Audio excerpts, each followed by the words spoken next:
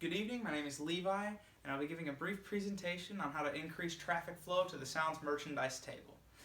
Now, in order to understand how to increase traffic flow to the Sounds merchandise table, we have to understand the current problem. Now, the current problem is that only around 20% of an average sized audience of around 75 to 200 people will stop at the Sounds merchandise table after a show. What's even more concerning is that only around 16% of the audience will actually buy something from the Sounds merchandise table. That other 4% usually comes up to talk or to introduce themselves, and that's perfectly normal for any group. But the problem is that other groups of similar popularity in the same genre of music estimate closer to around 25% of an audience to actually buy something from the merchandise table after a show. So what's the difference between the Sound and these other groups? Well, the biggest difference is that the Sound only currently carries around one type of merchandise, and that's music. Now, the Sound is a music group, and they're going to sell music. That's kind of a given. But the thing that these other groups do that's different from what the Sound does is they have expanded the types of products they carry at their merchandise table. For instance, they carry things like pictures, because pictures are something that people can take home with them, and they can associate you with your music. And people love to do that. People who are fans love to do that. Another thing, they've gone even further than that, these other groups. Of the groups I interviewed, they all have in some way implemented wearable merchandise into their merchandise table. And the thing that's great about wearable merchandise is that people love something that they can put on and they can wear to show their support for a group that they like. Now, the thing that is even more impressive about wearable merchandise is the fact that it's easily displayed, and it can be very nicely displayed. Now, why is it important to nicely display products at a merchandise table? Well, I think you'll find it interesting that any type of purchase made at a merchandise table after a concert is an impulse buy. Now, what is an impulse buy? An impulse buy is a spontaneous decision made right before a purchase to make that purchase. It's an unplanned decision. People don't go to a concert to buy merchandise from a merchandise table. They go to a concert to listen to music. So what happens is they leave a concert and they'll see one of two things. They'll either see a merchandise table that's kind of dull, it's just got some things set on it, or they'll see a merchandise table where the products are very nicely displayed.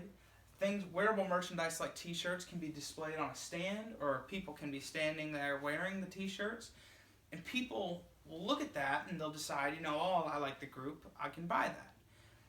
And the thing that is important about implementing other products is that currently CDs, which is what is sold at a merchandise table, are currently going out of style. The New York Times actually reported last year that streaming was becoming the most popular platform for listening to music across all demographics. It's just overall becoming a more popular way of listening to music. People just aren't buying CDs as much as they used to. They're not as in demand. So other products like wearable merchandise will be important. And the great thing about wearable merchandise is that they trigger impulse buys. So just to recap, the biggest difference between the Sound and these other groups is that the other groups carry different types of products at their tables. That includes wearable merchandise that is easily displayed to trigger impulse buys. So which types of products work best? Well, like I said, wearable merchandise is a big deal. It really is. Because of all the products that these other groups that I interviewed said that they sell the most, other than music, pictures and t-shirts were the top two items. And I think that's for the reasons that I said before. Because pictures are something that they can visually associate with your music. And wearable merchandise, like t-shirts, is something that they can put on to show their support for a group that they like. Something else that I found was that the groups interviewed also said that baseball caps were more popular among men than were t-shirts. Men preferred to wear baseball caps with a group logo or a group name on them. So wearable merchandise is key. It's a very, very big step that the Sound needs to take. So in implementing new products, there is a 6-step system that I believe should be implemented to help integrate new products into a merchandise table. The first step is to design a product to promote new material, to promote the latest album, let's say. The second step is to order a limited number of those products to try out as a test run. And now the third step is to announce the availability of the new products from the platform during each show.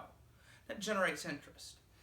And the fourth step is to make an effort to gauge what percentage of the audience stops by the merchandise table and makes a purchase after these new products are implemented in relation to the estimates given before the products were implemented. For instance, instead of 16% of people making a purchase, let's say 20% make a purchase. That is a successful implementation. And so, what would happen is, step 5 is that if there's no change after the products are implemented, then you can just kind of, sell the products until the inventory runs out. If it is successful, however, what you can do is you can expand on that product. You can order more of that product and continue selling that product throughout the run of the new music to promote the new music. And you sell them until newer music is released that makes the old products irrelevant. And at that time, you can either update the same products, or that would be step 6, is updating the new products, or you can sell the old products in addition to implementing new ones at a discounted price because they're kind of irrelevant. They're promoting older music. So you can sell them at a discounted price, and again, people love discounts. So just to recap, the biggest difference between the Sound and these other groups is that these other groups carry more products, and they generate more interest at their merchandise table than the Sound currently does. The biggest key thing that I think needs to be implemented are wearable products that people can buy and that can be displayed to trigger impulse buys. And these products can be effectively integrated into a merchandise table through the 6-step system mentioned earlier in the presentation. I'd like to thank each of you for your attention, and I hope this has been an informative presentation.